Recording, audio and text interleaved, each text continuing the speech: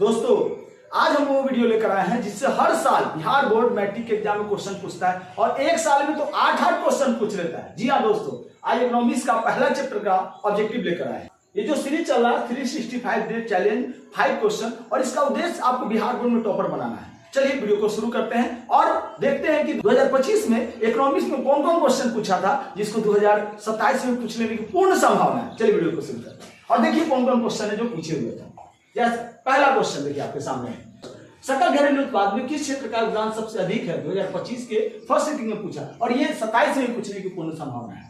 प्राथमिक क्षेत्र, द्वितीय क्षेत्र, तृतीय क्षेत्र, इनमें से कोई नहीं। अगर आपको सही आंसर पता है तो कमेंट बॉक्स में बताइए, हम लास्ट में सभी का आंसर देंगे और पूरे डिटेल के साथ देंगे। चलिए आगे बढ़ते हैं, दूसरा क्वेश्चन देखते हैं। दूसरा क्वेश्चन आपके सामने है, किस क्षेत्र में विकास हेतु आर्थिक नीतियों में राज्यों की भागीदारी सुनिश्चित करने के उद्देश्य से योजना आयोग की जगह किसे नियुक्त किया गया था? ए योजना आयोग, बी में राष्ट्रीय विकास परिषद, सी नाबार्ड और डी नीति आयोग। आपको इसका भी सही आंसर पता है तो कमेंट बॉक्स में जरूर बताइए। ये 2025 के फर्स्ट सिटिंग में पूछा गया क्वेश्चन है। चलिए अगला क्वेश्चन, क्वेश्चन नंबर 3 आपके सामने है। 2011 में जनसंख्या की दृष्टि से भारत का विश्व में कौन सा स्थान था? 2025 के फर्स्ट सिटिंग में पूछा गया क्वेश्चन, और यहाँ तो ज्यादातर बच्चे फेल हो जाते हैं, ज्यादातर बच्चे गलत आंसर कर देते हैं। चलिए अगला क्वेश्चन देखिए, निम्न से क्या आर्थिक गतिविधि नहीं है? 2025 के फर्स्ट सिटिंग में पूछा गया क्वेश्चन है। कृषि, व्यापार, गरीबी, परिवहन, इनमें कौन है जो आर्थिक गतिविधि नहीं है ना? चलिए अभी आपको इसका भी आंसर आपको पता है तो कमेंट बॉक्स में बताइए। अगला क्वेश्चन, मानव विकास रिपोर्ट किस घटक के आधार पर तैयार किया जाता है? 2025 के सेकेंड सिटिंग में पूछा गया क्वेश्चन है। आर्थिक स्तर, राष्ट्रीय स्तर, प्रति व्यक्ति आय, इनमें से कोई नहीं। अगर इसका भी आंसर आपको पता है तो जरूर बताइए, ये भी 2027 से पूछ लेने की पूर्ण संभावना है। अगला क्वेश्चन, निम्न से क्या मिश्रित के विकास में बाधक है? यानी ये देश के विकास में क्या बाधक है? 2025 के सेकेंड सिटिंग में पूछ लिया गया क्वेश्चन है। गरीबी, बेरोजगारी, वर्ग भेद, इनमें से सभी। आपको इसका भी सही आंसर पता है तो कमेंट बॉक्स में जरूर बताइए। ये छठा क्वेश्चन था, आगे बढ़ते हैं। 7वां क्वेश्चन क्या पूछा? निम्न से किस देश का एसडीआई रैंक भारत से अच्छा है? 2025 के सेकेंड सिटिंग में पूछा गया। नेपाल, श्रीलंका, बांग्लादेश, पाकिस्तान, इसमें किसका एसडीआई भारत से बेहतर है? यहां भी ज्यादातर बच्चे गलती कर देते हैं और 27 से पूछने की पूर्ण संभावना है। चलिए अगला क्वेश्चन देखते हैं और लास्ट क्वेश्चन आपके सामने है, कौन सा आयोग निम्नलिखित में से नियोजन संबंधित है? नियोजन, ये 2025 के सेकेंड सिटिंग में पूछा गया क्वेश्चन। कौन सा आयोग है जो नियोजन से संबंधित है? राष्ट्रीय विकास, गरीबी, बेरोजगारी, पंचवर्षीय विकास। सभी का आंसर कमेंट बॉक्स में कर दिए और लास्ट में आपको मिलाकर बताना है कि आपका कितना सही है। अब हम लोग चलते हैं पहले क्वेश्चन के आंसर पर। चलिए पहला क्वेश्चन आपके सामने है, सकल घरेलू उत्पाद में किस क्षेत्र का योगदान सबसे अधिक है? याद रखिएगा, सकल घरेलू उत्पाद में सबसे ज्यादा जो योगदान है वो देता है तृतीय क्षेत्र, वो हमारा तृतीय क्षेत्र देता है। तृतीय क्षेत्र का योगदान सबसे अधिक है। याद रखिएगा, प्राथमिक क्षेत्र में आता है कृषि। क्या आता है? कृषि और उससे संबंधित कृषि, मत्स्य पालन इत्यादि। कच्चा माल जो भी कच्चा माल होगा वो किससे संबंधित है? कृषि से संबंधित है, यानी प्राथमिक क्षेत्र। द्वितीय क्षेत्र में उद्योग क्षेत्र है। उद्योग, फैक्ट्री, ये जो क्या करेगा? कच्चा माल को पक्का करेगा। कच्चा माल को जो पक्का करेगा, कच्चा माल को पक्का जो करेगा वो द्वितीय क्षेत्र। और क्षेत्र जो सेवा क्षेत्र है वो क्या करेगा? लोगों को जीवन स्तर को सुधारने का काम करेगा, उसको मदद करेगा। इसमें क्या हो जाएगा? इसमें शिक्षक हो जाएगा, वकील हो जाएगा, शिक्षक, वकील, बैंकिंग, नहीं, ये सब जो मदद करता है लोगों को जीवन स्तर सुधारने में इत्यादि। तो समझ गए?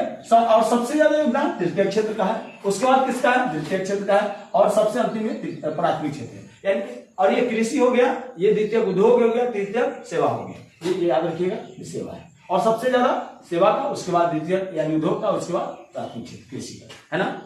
पूरा डिटेल हो गया ना? इससे क्वेश्चन पूछ लेने की पूर्ण संभावना। चलिए अगला क्वेश्चन देखिए, दूसरा, निम्न से किस क्षेत्र के विकास हेतु आर्थिक नीतियों में राज्यों की भागीदारी सुनिश्चित करने के उद्देश्य से योजना आयोग की जगह किसे नियुक्त किया? याद रखिएगा, योजना आयोग की जगह किसे नियुक्त किया गया? नीति आयोग। योजना आयोग का गठन 1951 में हुआ था और इसका काम सिर्फ योजना बनाना। क्या बनाना था?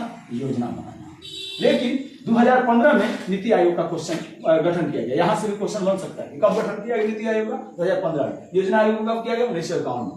और इसका काम नीति प्लस सुझाव है, नीति प्लस सुझाव, ये दोनों कर सकता है। वो सिर्फ नीति बनाता था, नीति भी बना सकता है और सुझाव भी दे सकता है, इसलिए ये दोनों कर सकता है। ठीक है ना? मतलब यहां से भी क्वेश्चन बनने के 2027 में पूर्ण संभावना। अगला क्वेश्चन देखिए, अगला क्वेश्चन आपके सामने है। 2011 में जनसंख्या की दृष्टि से भारत का विश्व में कौन सा स्थान था? याद रखिएगा, यहाँ ज्यादातर बच्चे फेल हो जाते हैं।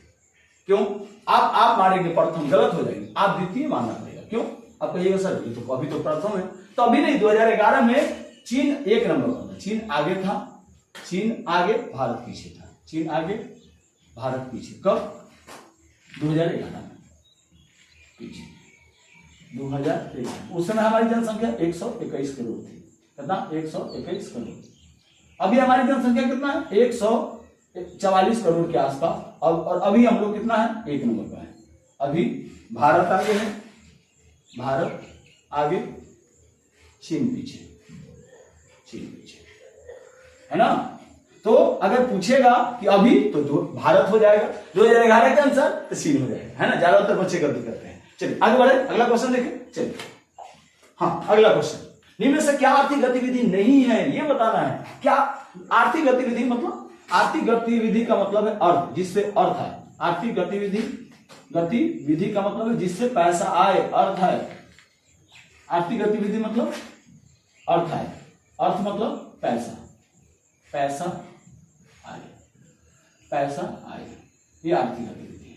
कौन कौन आर्थिक गतिविधि कहता है? इनमें कौन आर्थिक गतिविधि नहीं है? तो याद रखिएगा, कृषि है, कृषि से पैसा आता है, व्यापार से आता है, परिवहन से आता है, गरीबी से नहीं आता। और गरीबी आपका सही आंसर हो जाएगा कि गरीबी जो है वो आर्थिक गतिविधि नहीं। गरीबी से कोई पैसा आता है? नहीं। गरीबी तो ऐसा है जिसमें ये माना जाता है कि इसके पास पैसा नहीं है, तो ये इसका सही आंसर गरीबी। गरीबी से कोई पैसा नहीं आता, जिससे भी पैसा आएगा आर्थिक गतिविधि। ये भी क्वेश्चन पूछ लिया था, ये भी महत्वपूर्ण है और इसको भी 2027 में आने की पूर्ण संभावना है। अगला क्वेश्चन आपके सामने है। मानव विकास रिपोर्ट किस घटक के आधार पर तैयार किया जाता है? आर्थिक स्तर, राष्ट्रीय स्तर, प्रति व्यक्ति आय, इनमें से सभी। तो याद रखिएगा, इनमें से सभी। यानी आर्थिक स्तर पर भी मानव विकास रिपोर्ट, राष्ट्रीय स्थिति, प्रति व्यक्ति आय और स्वास्थ्य और शिक्षा। याद रखिएगा, स्वास्थ्य और शिक्षा,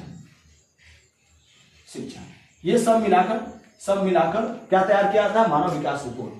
मानव विकास रिपोर्ट का अर्थ होता है ह्यूमन डेवलपमेंट इंडेक्स, यानी जिसमें व्यक्ति के बारे में जाना जाता है कि उसका कैसा स्वास्थ्य कैसा है, उसका शिक्षा क्या है, और इसके आधार पर उसका डेवलपमेंट तैयार किया जाता है कि वो आगे है कि पीछे है। उसी को ह्यूमन डेवलपमेंट इंडेक्स कहते हैं ना। और इसमें 4 चीजों के आधार पर उसका ह्यूमन डेवलपमेंट इंडेक्स तैयार किया जाता है। यहां से भी क्वेश्चन पूछ लेता है कौन कौन है, तो याद रखिएगा 4 है।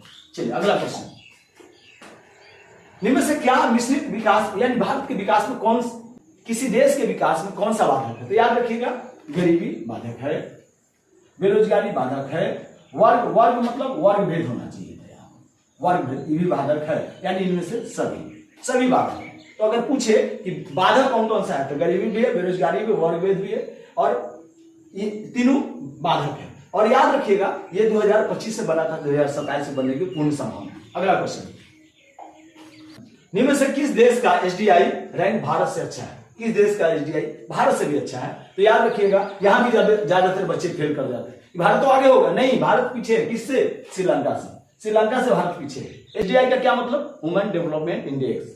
ह्यूमन डेवलपमेंट इंडेक्स में स्वास्थ्य, शिक्षा, पढ़ाई लिखाई के आधार पर, रोजगार के आधार पर तय किया था कौन देश आगे है, कौन देश पीछे है। और इसमें श्रीलंका भारत से आगे है और भारत पीछे है ना। मजेदार, ज्यादातर बच्चे यहाँ फेल कर जाते हैं। चलिए, और लास्ट क्वेश्चन आपके सामने,